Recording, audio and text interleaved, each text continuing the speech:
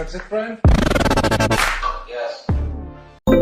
Shalom, perkenalkan nama saya Agusto Rolando Manoto dari Prodi Informatika Universitas Kristen Indonesia Maluku. Izinkan saya pada saat ini memberikan materi mengenai kerangka kerja dan paradigma interaksi. Jadi ada beberapa pembahasan yang akan saya berikan pada saat ini. Yang pertama, definisi kerangka kerja. Yang kedua, fungsi kerangka kerja.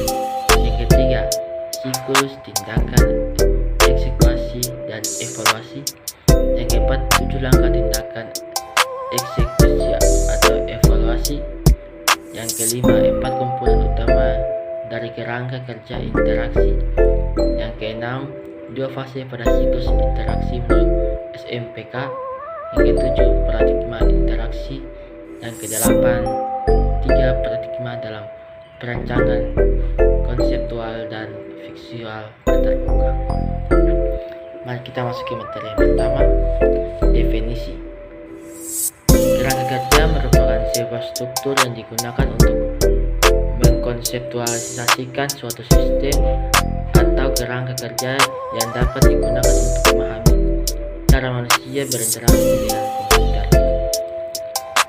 Fungsi atau kegunaan kerangka kerja. Yang pertama itu untuk menyusun proses perancangan. Yang kedua, untuk mengidentifikasi bagian rencana yang bermasalah. Yang ketiga, dapat mengkonseptualisasikan ruang persoalan secara menyeluruh. Materi berikutnya itu 2 siklus, tindakan, eksekusi dan evaluasi. Siklus tindakan eksekusi atau evaluasi merupakan konsep untuk memahami IMK dengan lebih mudah atau Donald Dorman dan Sentoso 2009. Terdiri dari 4 bagian dasar. Yang pertama itu goal, kejadian yang diinginkan manusia. B, eksekusi, merupakan eksekusi untuk tindakan dalam dunia nyata.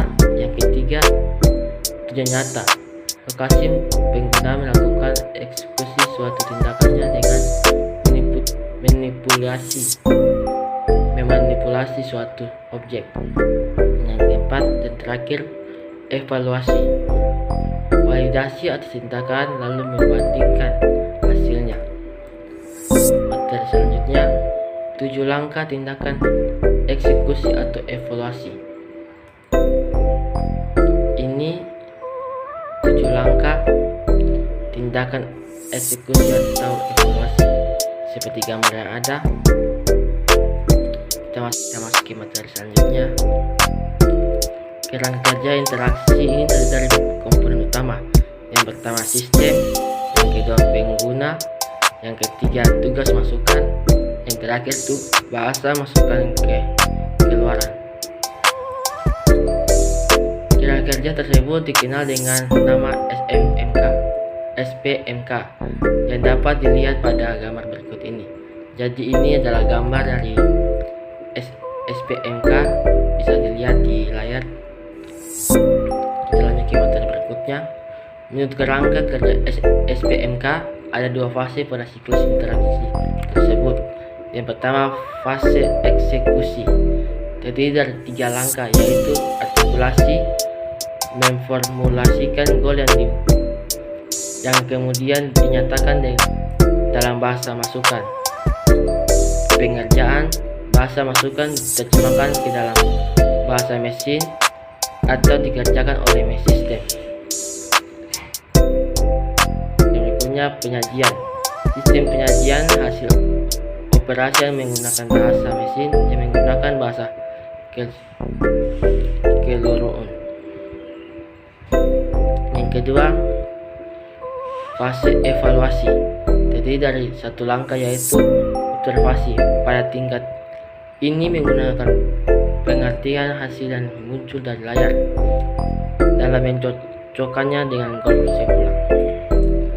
Perbandingan interaktif.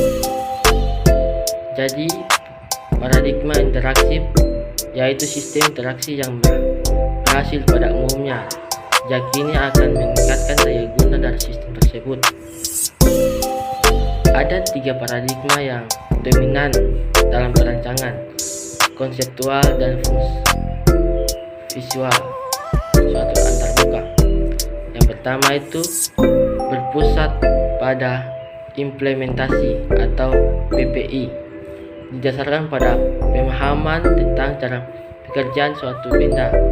Yang kedua, metaforik.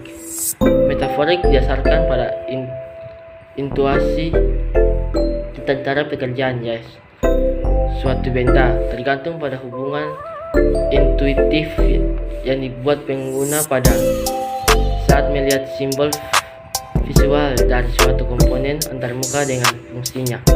Yang ketiga, idiomatik.